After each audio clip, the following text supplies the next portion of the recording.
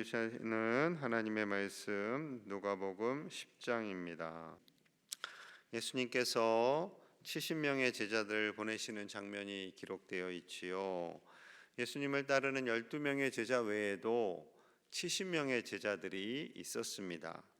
아마도 더 많은 무리들이 있었는데 그 중에서 70명을 추리시고 또 그 중에서 12를 택하셨다라고 성경은 말씀하고 있는 거지요. 자, 1절과 2절입니다. 그 후에 주께서 따로 70인을 세우사 친히 가시려는 각 동네와 각 지역으로 둘씩 앞서 보내시며 이르시되 추수할 것은 많되 일꾼이 적으니 그러므로 추수하는 주인에게 청하여 추수할 일꾼들을 보내주소서 하라. 예수님께서 70명의 제자들을 2명씩 짝지어서 파송을 합니다. 70명이니까 제자들이 많아졌겠구나라고 생각하실 수 있겠지만 추수할 것은 많되 일꾼은 적다라고 말씀하십니다.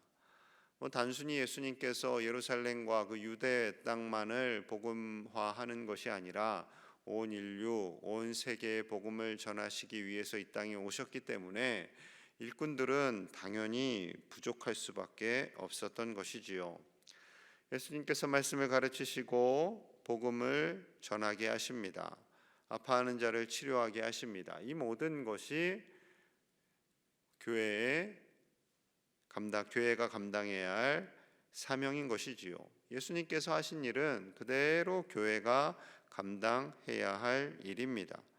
그래서 복음을 통해서 말씀을 통해서 제자들을 세우고 그 사명을 감당하게 하는 것, 견고한 믿음을 가진 군사와 같이 사명을 감당하도록 하는 것, 그것이 바로 교회의 역할이고 제가 사명을 감당해야 할 일이지요. 새 가족이 옵니다. 복음을 받아들여요. 믿음이 성장해요. 집사님이 되고 또 기름 부음 받은 항존직이 됩니다. 항존직이 된 것은 사명을 더 감당하라고 드린 거예요. 열심히 충성하라고, 열심히 봉사하라고. 이제 다 이루었다가 아니라 정말 열심히 사명을 감당하시라고 하나님께서 주신 직분이지요. 그래서 디모데후서 2장 3절과 4절에선 이렇게 말씀합니다. 너는 그리스도 예수의 좋은 병사로 나와 함께 고난을 받으라.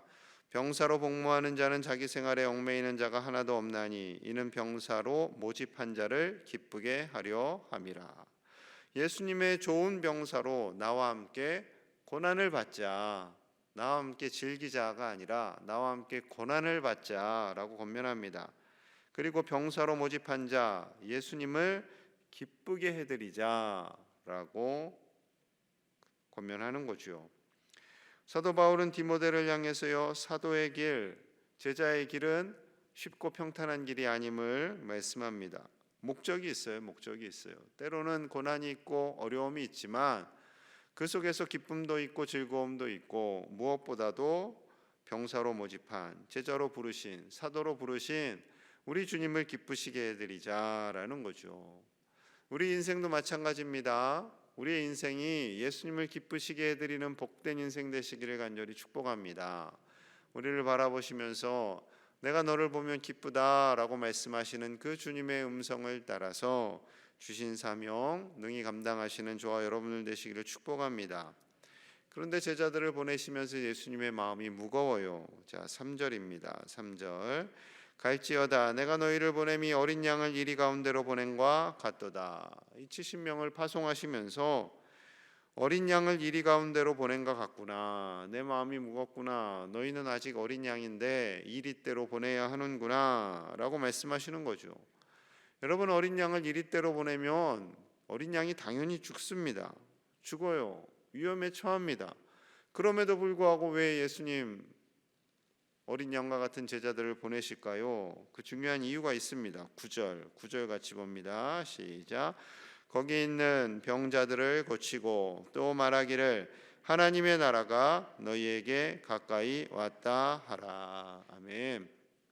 아파하는 사람들을 고치고 그들을 위해서 기도해주고 무엇보다도 하나님의 나라, 복음, 예수 그리스도의 나라가 이 땅에 왔음을 선포하라는 거죠. 구원의 소식, 그 기쁨의 소식을 전해야 하기 때문에 비록 어린 양과 같은 제자들이지만 보내는 거예요. 보내는 겁니다. 그런데 그냥 보내지 않지요. 그냥 보내지 않습니다. 이 70명의 제자들이 두려워하면서 겁을 먹고 나아갔어요. 자, 나아가서 복음을 전합니다. 복음을 전할 때 놀라운 일들이 벌어지죠. 어떤 일이 있었을까요? 자, 17절 봅니다. 17절. 70인이 기뻐하며 돌아와 이르되 주여 주의 이름이면 귀신들도 우리에게 항복하더이다. 70명의 제자들이 기뻐하며 돌아왔습니다. 단순히 잠깐 1시간 나가서 전도한 게 아니라요, 여러 날을 걸쳐서 복음을 전하고 온 거예요. 그때 귀신들이 떠나갔다라는 거죠. 귀신 들린 자들이 치유함을 받고 회복이 되고 복음을 받아들이고 말씀을 받아들였다라는 겁니다. 그래서 예수님께서 격려하세요. 자, 18절. 예수께서 이르시되 사탄이 하늘로부터 번개같이 떨어지는 것을 내가 보았노라. 사탄이 예수 그리스도의 이름으로 나아가면, 주님의 이름으로 나아가면 그 이름이 바로 권능이죠. 그 이름으로 나아갈 때 귀신이 도망치더라는 거죠. 귀신이 하늘로부터 번개같이 떨어졌다라는 것입니다. 그러니 예수님께서 제자들을 보내실 때, 우리를 세상으로 보내실 때 결코 그냥 보내시지 않습니다. 19절 같이 봅니다. 19절 시작. 내가 너희에게 뱀과 전갈을 밟으며 원수의 모든 능력을 제어할 권능을 주었으니 너희를 해칠 자가 결코 없으리라. 아멘. 뱀과 전갈을 밟으며, 뱀과 전갈은 사단의 세력들을 비유적으로 표현하신 거죠. 원수의 모든 능력을 제어할 권능, 그 성령의 권능을 제자들에게 주셨기에 너희를 해칠 자가 결코 없으리라 말씀하시는 겁니다. 이 성령님의 권능을 주시고 보내시는 거예요. 비록 어린 양과 같은 제자들이지만 그 권능을 주셨기 때문에 이리떼에게 잡아먹히지 않는 것이지요. 여러분, 세상이 쉽지 않습니다. 그러나 하나님께서 이 권능, 예수님의 이름으로 주시는 이 성령님의 권능을 우리에게 주시고 세상에 나아가서 승리하게 하시는 줄로 믿습니다. 그 권능을 사모하십시오. 그리고 그 권능으로 담대하게 가정과 일터와 삶의 모든 자리에서, 그리고 교회의 사역의 자리에서 그 사명을 감당하시는 저와 여러분들 되시기를 축복합니다. 이 말씀을 하시고요, 또 중요한 말씀을 하세요. 20절 보겠습니다. 20절. 그러나 귀신들이 너희에게 항복하는 것으로 기뻐하지 말고 너희 이름이 하늘에 기록된 것으로 기뻐하라 하시니라. 제자들이 너무나 기뻤거든요. 병든 자들이 치유되고 귀신이 떠나가고 너무나 신이 났어요. 기뻤어요. 아, 예수님처럼 우리도 할 수 있구나 기뻤는데, 그것도 기쁜 일이지만 그것보다 더 기쁜 것은 제자들의 이름이 하늘에 기록된 것이다 라는 거죠. 그렇습니다. 우리가 사역을 감당해요. 우리가 사역을 감당할 때 잘 돼요. 또 사업을 할 때 잘 돼요. 자녀들이 잘 돼요. 그것도 기쁜 일이지만 더 기쁜 일은 우리의 이름이 하늘의 생명책에 기록된 것, 그것으로 기뻐하는 거죠. 여러분, 우리가 구원받고 하나님의 자녀가 된 것이 세상이 어떠한 부귀영화를 누리는 것보다 더 큰 기쁨인 줄로 믿습니다. 우리 그리스도인들이 이 기쁨으로 사셔야 돼요. 정말로 세상에 들어가서, 직장에 가서 저 사람은 가진 것도 없고 변변치도 않고 이쁘지도 않은데 왜 저렇게 즐거워할까? 왜 저렇게 기쁠까? 우리 안에 예수님이 있으니까. 우리 안에 예수님이 있으니까 기쁜 거예요. 그 기쁨을 날마다 회복하시고 승리하시는 저와 여러분들이 되시기를 간절히 기도합니다. 자, 그 후에 어떤 율법 교사가 예수님을 시험하려고 다가옵니다. 25절이에요. 25절. 어떤 율법 교사가 일어나 예수를 시험하여 이르되 선생님, 내가 무엇을 하여야 영생을 얻으리이까? 예수님을 시험하려고, 율법을 좀 공부했다고, 내가 좀 똑똑하다고 예수님을 시험하려고 온 거예요. 내가 무엇을 해야 영생을 얻으리이까? 이 질문의 의도는 당연히 유대인의 전통을 따라서 율법을 강조하는 대답을 듣고자 한 거죠. 그런데 예수님이 당연히 아시고 다시 되물으세요. 26절입니다. 예수께서 이르시되 율법에 무엇이라 기록되었으며 내가 어떻게 읽느냐? 너가 잘 안다고 하는 그 율법에는 어떻게 기록되어 있느냐? 라고 물으시는 거죠. 너가 생각하는 그 영생의 율법에서는 뭐라고 말씀하든, 자 27절입니다. 대답하여 이르되 내 마음을 다하며 목숨을 다하며 힘을 다하며 뜻을 다하여 주 너의 하나님을 사랑하고 또한 내 이웃을 내 자신같이 사랑하라 하였나이다. 정답을 얘기했어요. 마음, 목숨, 힘, 뜻. 정말 마음, 목숨, 힘, 뜻을 강조하는 것은 왜 그렇겠어요? 하나님께서 오직 하나님을 사랑해라. 그것이 우리의 삶의 가장 궁극적인 목적이라는 거죠. 하나님을 이렇게 사랑하라는 것은 하나님을 온전히 신뢰하고 믿으라라는 겁니다. 사랑과 믿음은 같이 가는 거예요. 그렇기 때문에 이렇게 말씀하시는 거죠. 가르쳐 주셨어요. 그리고 이 율법 교사가 그 다음 말씀도 알아요. 그리고 이웃을 내 자신같이 사랑하는 겁니다. 하나님을 사랑하고 하나님을 사랑하면 자연스럽게 사람도 사랑하게 되겠지요. 예수님께서 하나님 아버지를 사랑하시잖아요. 그러니까 말씀에 순종해서 이 땅에 오시고 우리를 위하여 십자가를 지시잖아요. 똑같은 원리지요. 자, 그런데 그 당시에 율법학자들 바리새인들 이것을 이론으로만 압니다. 이론으로만 알아요. 그래서 하나님을 사랑한다고는 하지만 온전히 하나님을 사랑하지도 않고, 하나님을 사랑하지 않는데 어떻게 이웃을 사랑하겠어요? 이웃도 사랑하지 않습니다. 다 가리고 사람들을 분리시키고 사람들을 나누고 편파적으로 대하고, 그러다 보니 백성들의 마음에 참 사랑이 있을 수가 없는 거죠. 그래서 예수님이 선한 사마리아인의 비유를 드시는 거예요. 하나님도 사랑하지도 않고 사람도 사랑하지도 않으면서 그것이 정답이라고 말을 하는 그들을 깨닫게 하시기 위함인 거죠. 강도 만나서 거의 죽어가는 그 유대인을 제사장도 레위인도 그냥 지나쳐갑니다. 시신을 만지면 부정해진다라는 그 율법이 있기 때문에 자신들은 그것을 지켰다라고 해서 면피하는 거죠. 율법은 정결함을 강조하지만 그렇다고 해서 죽어가는 사람을 그냥 두는 것이 하나님의 뜻이 아닌 거죠. 살려야죠. 죽어가는 사람 살려야 됩니다. 그런데 선한 사마리아 사람, 유대인이 싫어하고 미워하는 그 사마리아 사람이 죽어가는 사람을 살리고 치료비도 대신 대주는 것입니다. 이것이 바로 하나님을 사랑하는 사람이 이웃을 사랑하는 자의 모습임을 말씀합니다. 여러분, 하나님을 사랑하면 사람도 사랑합니다. 하나님을 사랑하면 교회 식구들도 사랑하고 우리 가족들도 사랑하게 되는 줄로 믿습니다. 여러분, 좋은 교회는요, 사랑이 많은 교회예요. 냉랭한 교회는 죄송합니다, 별로 좋은 교회가 아니겠죠. 하나님을 사랑하는데 하나님을 사랑한다고 표현하잖아요. 그러면 교우들을 서로 사랑하잖아요. 새가족도 사랑하고 구역 식구들도 사랑하고, 구역 식구가 안 보여요. 에휴, 뭐 때가 되면 오겠지. 이걸 사랑하는 거예요?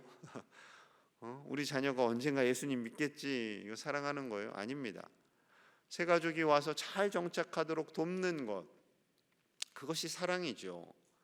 새가족은 알아서 하는 거예요. 지가 알아서 하는 거지. 이런 교회는 결코 성장할 수가 없는 교회입니다. 작년에 코로나 시국임에도 불구하고 60여 명의 새가족들이 왔어요. 우리 기존 그리스도인들의 해야 할 역할은 그분들이 잘 정착하도록 돕는 거예요. 목사님들과 구역장이 알아서 하겠지. 아니요.